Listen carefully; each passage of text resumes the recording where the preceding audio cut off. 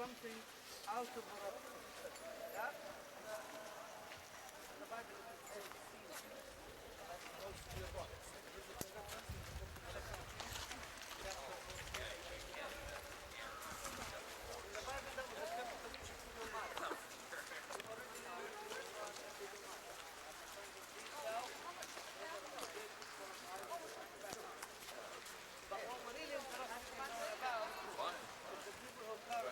fire here.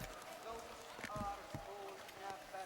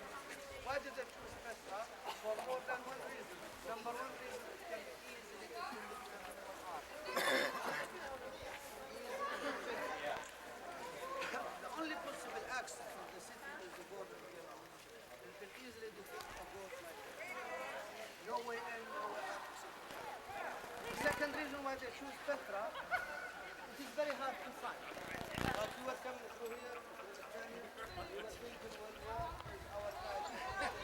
Nowhere. Just all of a sudden, you are hit with sight. This is just the beginning. That goes on for 9.5 more miles. It just gets bigger and bigger. You're going to see parts of the cave. The third reason why did they choose this site as a capital, because it can be easily carved. Millions of years ago they used to be underwater. So the sand or the rock is soft sand, it's easily chiseled on that. And it has nice colors, natural.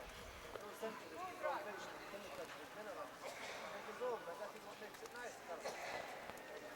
Now for every empire in the world, there is what we call a golden age. There's a golden empire of the Romans,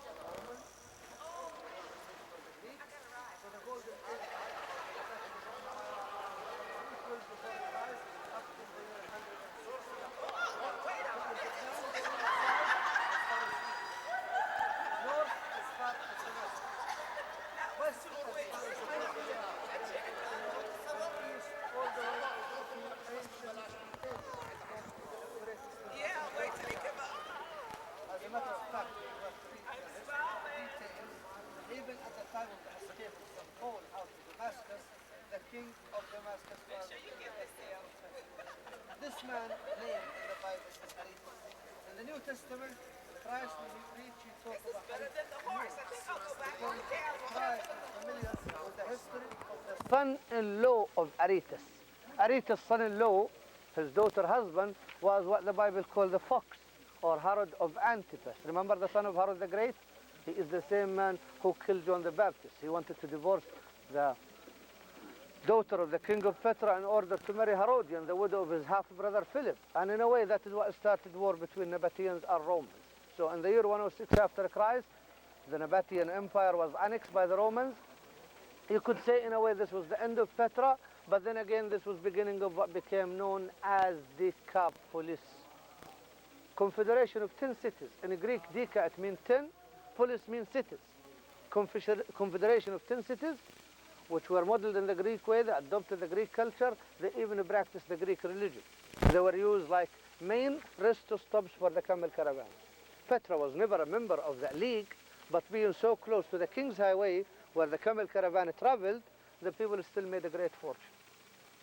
Up till the middle of the 4th century after Christ. Middle of the 4th century after Christ, there was a quick period of declination. Number one reason, because of the too much taxes. People could not pay too much taxes, so the trade routes were diverted from here to the city of Palmyra in Syria and to the city of Tigris in Iraq. You can imagine a nation like Nabateans, their main income was coming from trading, and just of a sudden no more trading, so obviously there was a quick declination. And that is in a way what encouraged the Persians to come and occupy Petra. So it was occupied in 614 after Christ by the Persians. Little over 20 years after that, it was occupied by Muslims. 636 after Christ. And the Muslims, they ruled here up till 1099. That was the time they were defeated by Crusaders. Crusaders were here for a period of 190 years, up till 1290. After that, it was the Egyptians, what you call the Mamluks, who ruled it. Then it was the Turks, up till the year 1812. 1812, Petra was kind of rediscovered to the Western world by a Swiss Anglo explorer whose name is known as John Louis Burckhardt. He was on a church mission in Egypt. He heard the stories about the beautiful monuments in Petra, so he decided to come here and visit. The journey was not that easy, especially being a foreigner. So what did he do?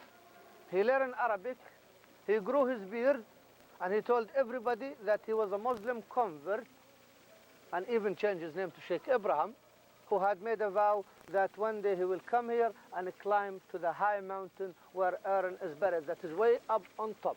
Perhaps we'll see on the way back if it's less foggy. The Muslims, like I said, they worship Aaron.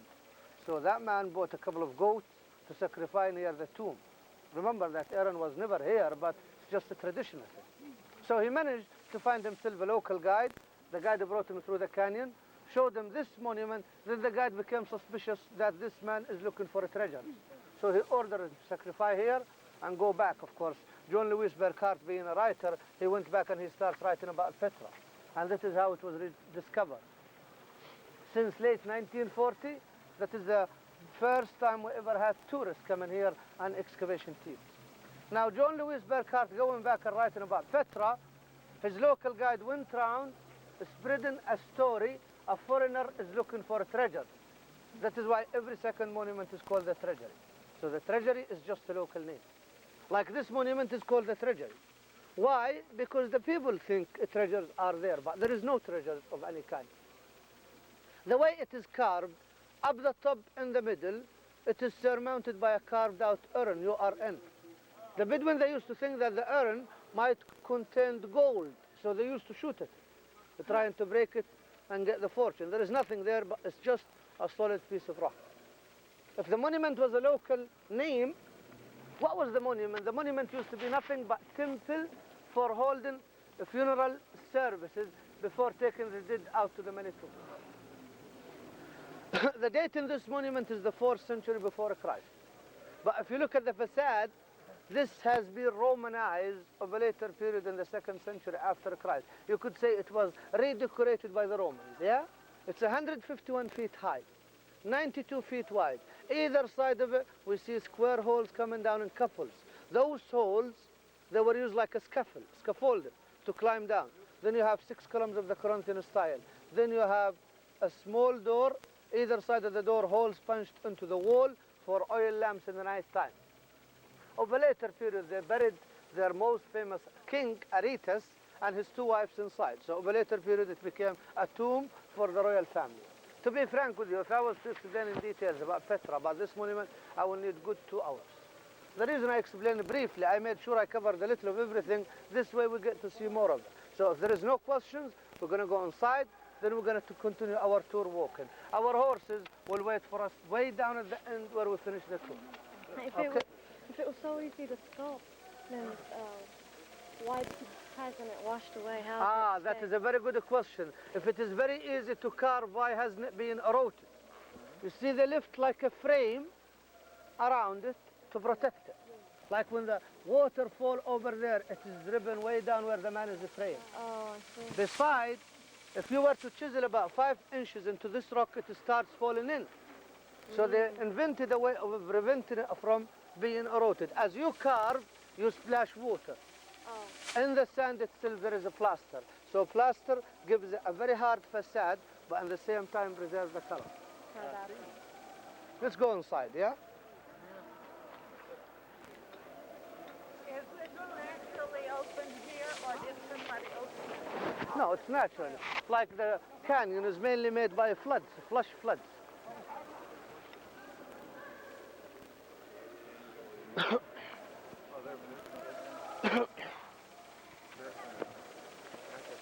How long will his... Is it prayer time? Yeah. No, I mean, Wallace. Chuck. Chuck? How long? 10 minutes? Here. Oh, it's 10 minutes? 5 minutes. Okay. What did Let's pray. you do? Pray in 5. Times a day? 5 times a day, one of them is midday. Sandstone, he makes different color, all natural there. That's a good souvenir.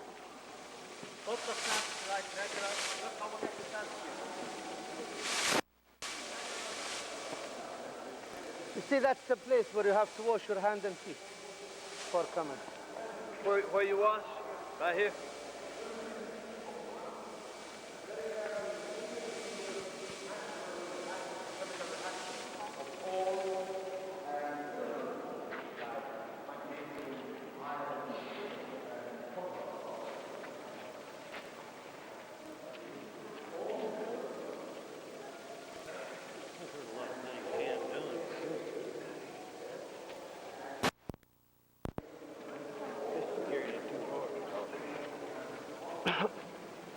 You see, all the color is natural. Dissolvation of chemicals, yeah? Like copper, iron. All color is natural, no crystal.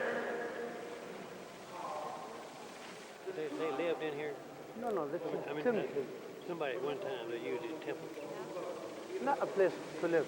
A temple, then it became tomb Oh, I see. for the royal family, yeah. And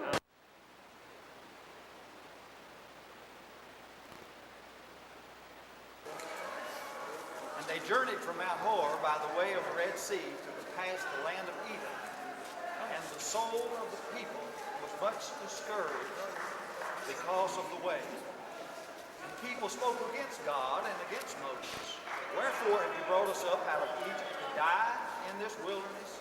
There's no bread, neither is there any water. And our soul loatheth this lack bread.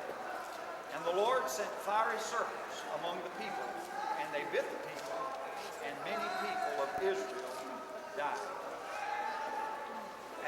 As we notice the terrain, as we notice the country coming here, well, it's easy for us to realize how people would get discouraged. He said, the Bible says that they got discouraged because of the way. And of course, because they got discouraged, it caused them to do some things that normally they would not have done. And it brought God's judgment upon them. So what that's telling me is that discouragement is a weapon of the devil. I don't have to ask how many of you have ever been discouraged, because I'm sure you're just like I am. There's times when you get discouraged. And so we need to realize discouragement for what it is, and realize that it certainly doesn't please the Lord for us to get discouraged, and strive in our own lives to overcome it. I praise the Lord for so many things, but for allowing me to come to see some of the sides. There's history on every step of the way. We'll find history in this journey that we're taking together. And I just thank the Lord that we've been able to do it together. And I can understand, after seeing the terrain and seeing the countryside, how that it would be so easy for us to mumble and grumble at times and get discouraged, and how they certainly got discouraged because of the way. Let's go to the Lord in prayer.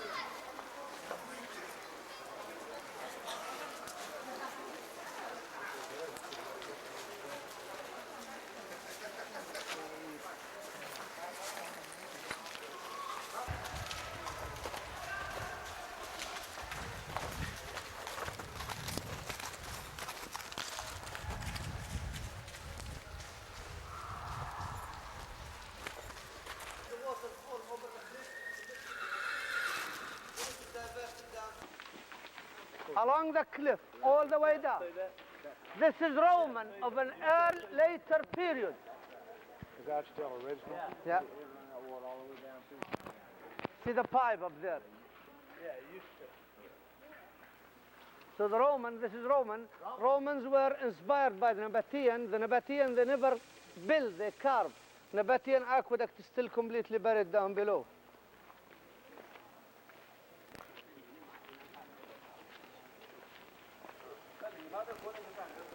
Let's hold it there. Excuse me. Okay? See where I throw the piece of rock? يلا يا هارون تعال.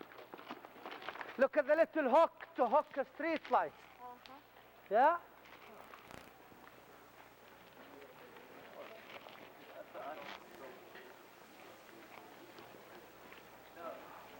Hey, when I was here before, the guy told us there was a tree here in Jordan Yeah. with little berries Yeah. that kill mosquitoes. Do you know about that?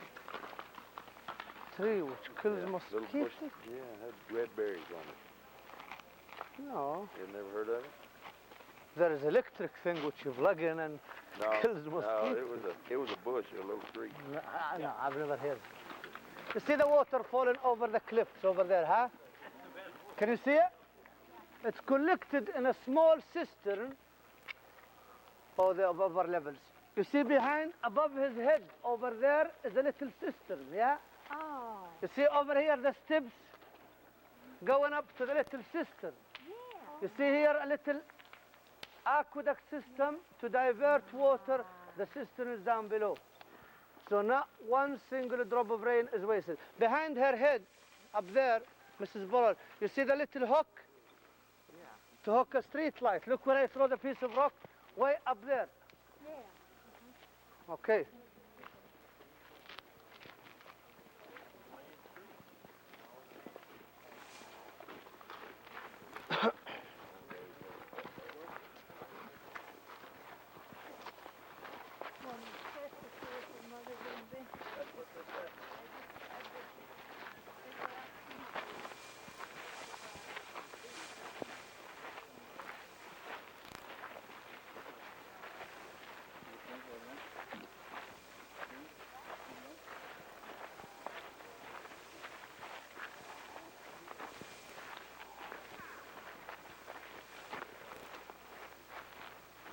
You could see the Nabataean aqueduct. Look where? There. Yeah? All of this is tombs. What you've seen so far, tombs. They were very industrious. The more income you bring, the bigger your tomb will be. This is fact.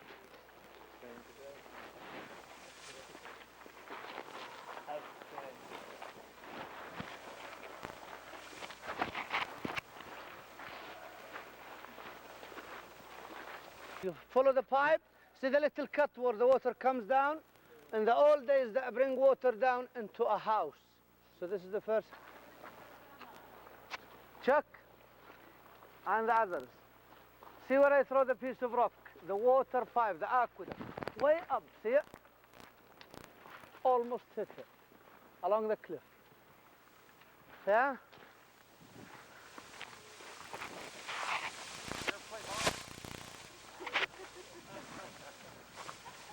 No, I fish for the poleaxe. He fishes for the pole. I can tell the joke is good.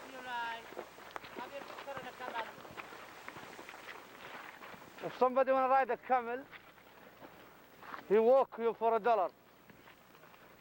ركبوا عنده خزنة 4 5. Just hold here.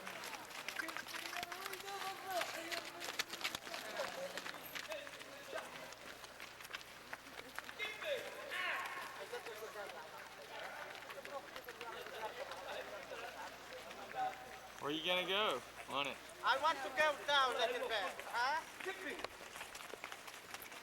And yeah! Hey, hey, hey!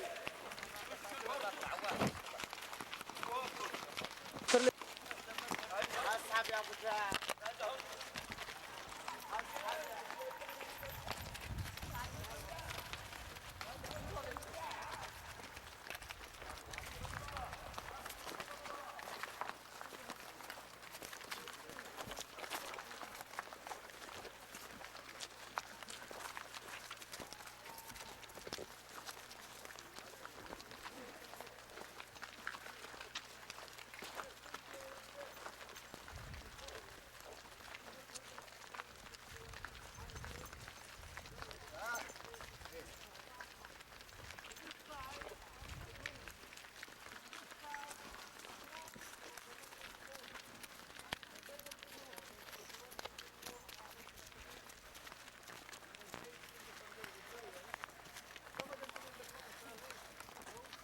Incarnation, they used to bury the dead with their belongings, jewelry, teardrop bottles, something like that, earrings.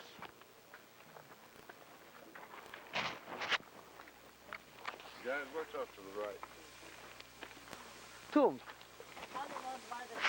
Tombs for industrious people. That is brand.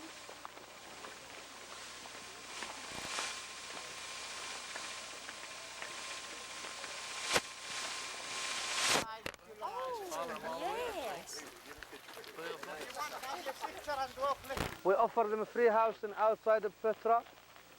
We move them out. We're going to do a study on them. We believe they are Nabatean. Because those of the people who carved this fine.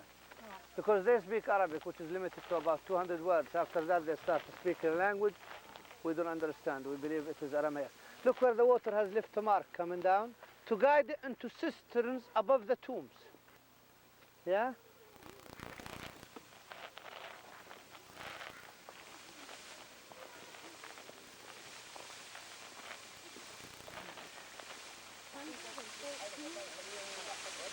ونص لما 12 ونص تجيني ساعة نزلت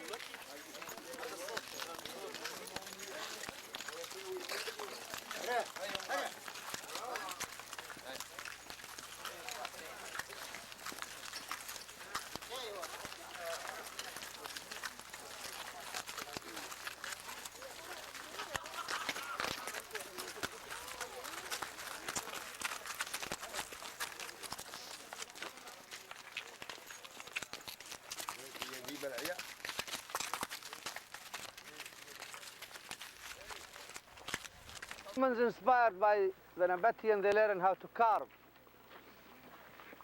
Capacity of this theater is about 3,000 square chambers, what look like projector rooms. At the tops is the facade of the ancient tombs which had to be cut to provide seats.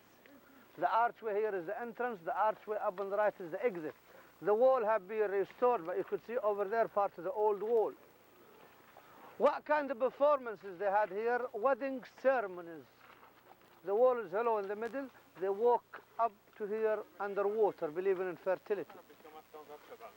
More children.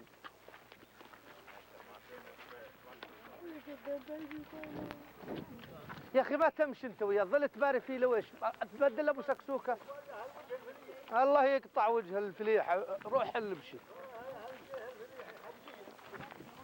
Those fellas gonna give us a lift out Yes. from down there?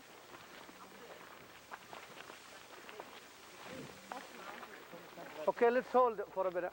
All right. Wait for the others. See the flat hill facing us between here and the cliff? That is the main Roman city, still completely buried. Not much money to excavate. Then you see how it is all surrounded with the cliffs.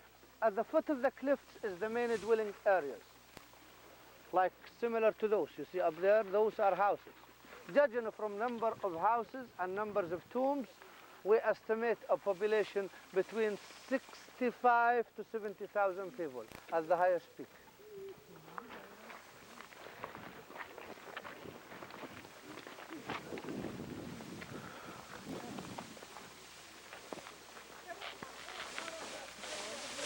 And the Roman city, underneath all that, nobody's...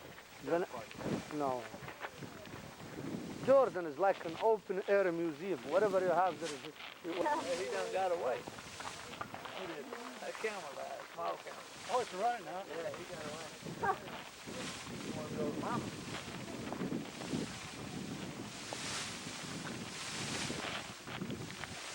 Noah. كم واحد معك مثل واحد؟ 37 ولا فرس ثاني ولا فقروا.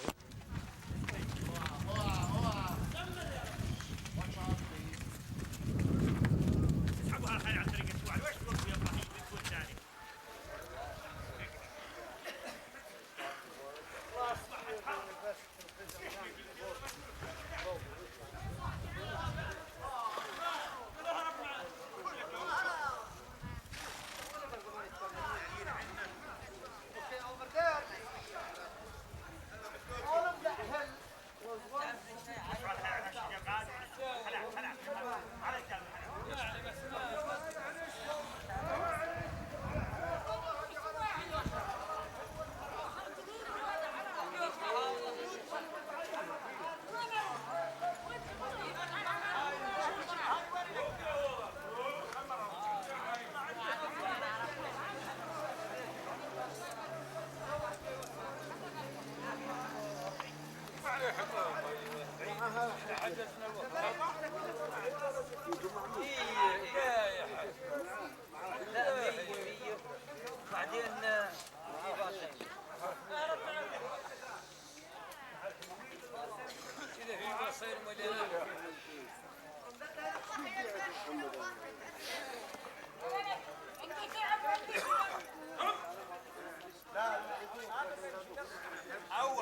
او عشق ما المشاغل اللي توقفوا فيها في زراعه بتخرب احنا علينا نقول فرس فلانك Length of columns.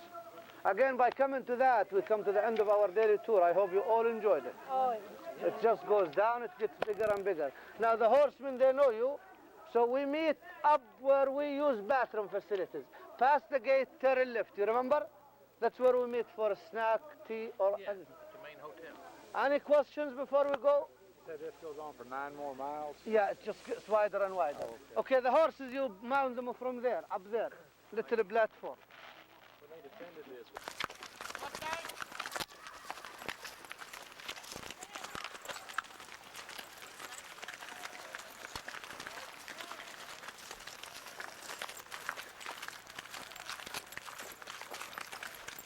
What size?